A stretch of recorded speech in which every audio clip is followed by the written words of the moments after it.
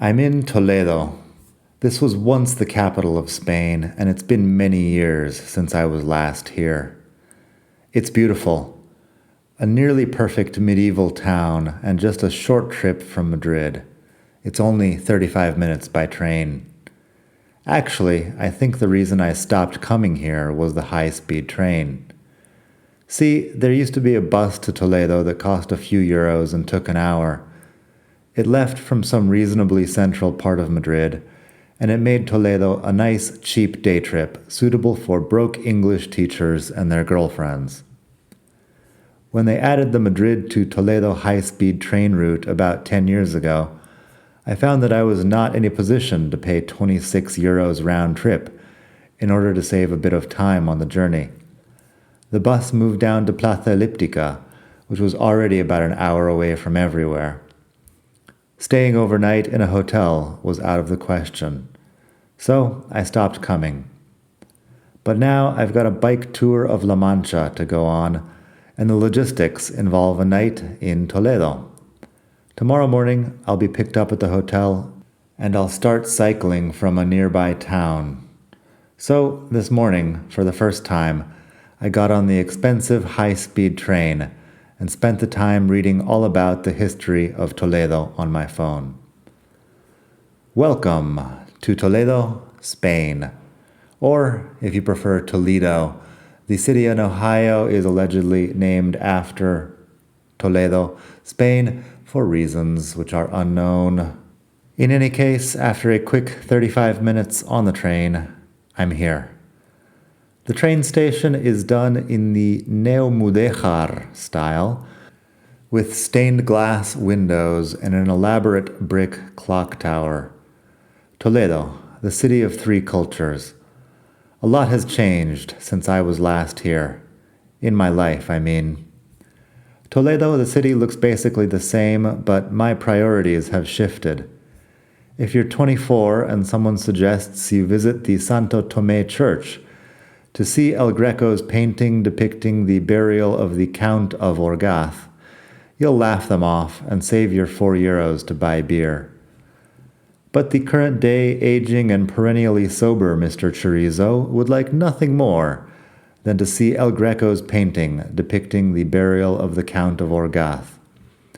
And so, after a lunch of carcamusas, that's a local stew made of pork, sausage, and ham, very Iberian, I head off to Santo Tomé Church, where I pay the 4 euros and walk in to find a huge group of Asian tourists huddled in front of El Greco's masterpiece. Okay, no hurry. I walk around the interior of the church while I'm waiting. La Iglesia de Santo Tomé is from the 14th century, and it's done in the old mudéjar style, a mashup of Christian and Islamic architecture typical of Spain in the Middle Ages. Inside, there are pro-life posters on the walls, an image of the Virgin of Guadalupe, dark-skinned, a huge gold altar. The red lamp to the right of the altar represents La Presencia Eucarística de Jesucristo en el Sagrario. Multiple signs tell me this. The English translation on one of them does nothing to clarify what that actually means. Later, on Wikipedia, I discover that the real presence of Christ in the Eucharist refers to the belief in transubstantiation, that the bread and wine used in communion are literally, not figuratively, the blood and body of Christ. The red lamp is lit to show that Christ is always there in the church. Making my way back towards the Count of Orgaz, I pass a sign naming all the priests from that church who were martyred in 1936. I've written about the Spanish Civil War and read extensively, but the sources I'm consulting don't usually use the word martyr for the priests and nuns killed by the Reds in the first days of the war. In any case, I guess it's accurate. I find myself alone in front of El Greco's painting before the next group of Asians floods in. The Count of Orgaz funded the construction of this church. He's buried below the painting, but he wasn't really a count. Orgaz was not officially a county back in the 1320s, so the subject of the painting was just sort of a lord, if I understand it correctly. In any case, local legend says he was buried by Saints Stephen and Augustine, who came down from heaven to lay him in his grave. The painting, done more than 2 centuries after the event, shows the body of the Lord of Orgaz in armor, held by the 2 saints, as well as a crowd of people from El Greco's time. El Greco himself is there in the background, as is his son in the foreground. Above their heads, a heavenly scene with Jesus, Mary, St. Peter holding the keys to heaven, and numerous angels. In the middle, Orgaz's soul floats up towards eternal life. That was €4, very well spent. Back out in the sun, I contemplate my steps. The Army Museum is across town, but the town is small, much smaller than, for example, Toledo, Ohio. I walk, stop for coffee, walk some more. There's the Jewish quarter with stars of David on the corners of buildings, a big barracks with Todo por la Patria over the door, and finally the Army Museum, which turns out to be free to enter and located in part of the old Alcázar. There's not much inside the museum. They have the car in which conservative head of government Eduardo Dato was shot by anarchists in 1921. The back is still riddled with bullet holes. An old tank, a howitzer gun, and a small helicopter sitting around outside. The building, though, is impressive. During the Spanish Civil War, the Alcázar was under siege for 2 months. Alcázar is just an old type of fort, I believe. The left-wing militia outside did everything they could to get at the soldiers and Guardia Civil holed up inside, almost destroying the entire building before Franco's army showed up. The Reds turned and fled. The propaganda victory for the national side was immense. Today, a very large monument to the siege stands on the hillside, depicting a woman in a long dress standing in front of a cross, holding a broadsword up like an offering. I head back towards the center and Toledo's famous cathedral. The €12 for the ticket to the cathedral would have seemed obscenely expensive back in the day. €12 was a whole day's budget of falafel for lunch and tortilla de patatas for dinner, with enough to spare for a few coffees or beers as well. Broke vegetarian Daniel from 2005 would have been shocked at what was in store for him, in more than one way, if he had known. Anyway, the cathedral in Toledo is considered to be the best example of Spanish Gothic architecture. Apparently, it's the primate of Spain as well, which means that the archbishop here is in some sense the head archbishop in Spain, or something. Lots of previous archbishops are buried inside, as well as a couple of kings. There's a processional custody made of gold a few meters high. Under the floor, in a small crypt, I find the remains of Saint Ursula, who, according to legend, was massacred, along with her entourage of virgins, after rejecting the sexual advances of Attila the Hun and his barbarian army. The details are unclear, but allegedly the girls preferred to go to their mass grave with virginity intact. Some sources say there were 11 of them. Others say 11,000. All this in the year 451 up in Germany. The story is historically dubious, but the Basilica of St. Ursula in Cologne has a chapel with entire walls covered in bones. In theory, those of Ursula and the 11,000 virgins. The Toledo Ursula has been in this cathedral for hundreds of years in any case, and there are often conflicts between churches over whose relics are the real thing. It's possible that none of them are. Walking around the cathedral in a huge circle, I find another sign commemorating the martyrs of 1936. One of them is entombed right there, in a little chapel off the main hall.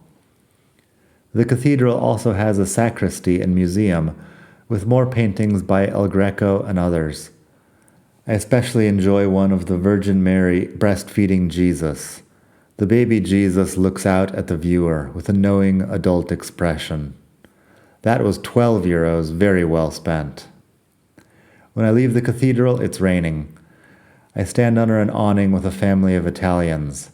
It sprinkles for 5 minutes and then pours for 5 minutes. Then it stops. The sun is back a few minutes later and I decide to head down to the river. The Tagus, or as they say in Spanish, El Tajo.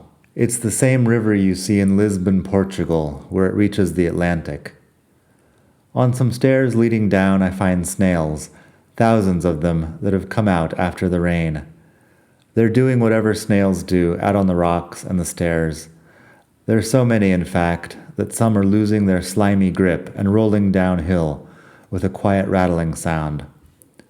I try to step around them, but they're on every step, blending in with the gray cement. They crunch under my feet all the way down. Sorry, snails.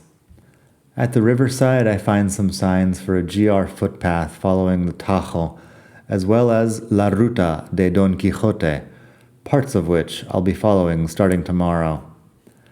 I walk along the riverbank for half an hour while the sun drops towards the horizon. Back in town, most of the tourists have vanished by 7 p.m. or so, and I have the city to myself. This has been a pretty full day. Madrid, now just 35 minutes by train, seems a world away. Tomorrow, I start the route of Don Quixote. That's about all I've got for today. I realize I didn't get around to much of the history of Toledo here.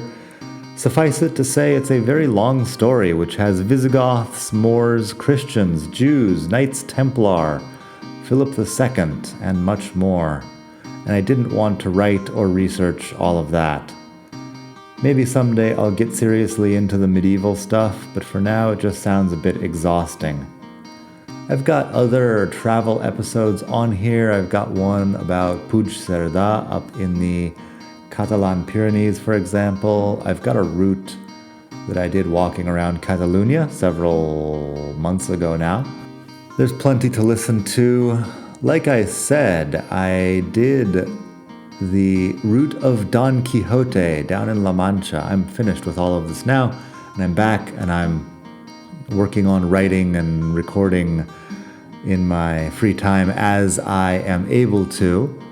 The route went very well. You can check out biketourinspain.com for everything you want to know about these routes. They have a few routes. Biketourinspain.com. You can check out Extremadura. You can check out Madrid to Valencia. They've got two from Madrid to Valencia, an easier one and a harder one, from what it looks like on their website. Anyway, the route of Don Quixote is the easiest one they offer. It's the one I did, and it was great. So I'll have a lot more about that in the upcoming days and weeks, probably. I don't know if it's going to be one article or 5 articles or what it's going to be. We'll find out. I've also got a lot of video. You can check out Learn Spanish with Daniel for all of my other episodes of this podcast. I've also got Spanish lessons and Spain travel videos. I guess I'm doing a lot of different things over there, but if you would like to learn some Spanish from me, I have videos about some of the more important points of Spanish grammar and vocabulary. It's not for an absolute 0 level, but I might get around to that also. So far, it'll benefit you if you already know some Spanish. Like I said, all the episodes of the podcast are on there. This is episode 75. I forgot to do my silly introduction at the beginning here, but episode 75, welcome to Spain to Go, the best podcast in the entire multiverse for all things Spain. I have much more up on the blog, expatmadrid.com. You can check that out. Stuff that doesn't necessarily lend itself to being recorded as a podcast is still up there. While you're on that website, if you get a pop-up saying to sign up for my emails, by all means do so. I send an email every week or two when I've got something new. It's usually not super frequent. And, I inform people about all of the new content that I've got up.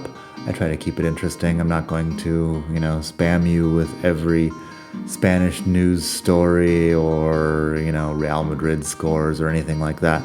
And that's about it for today. Thanks for listening. I hope you have a great day and hasta la próxima. Bye.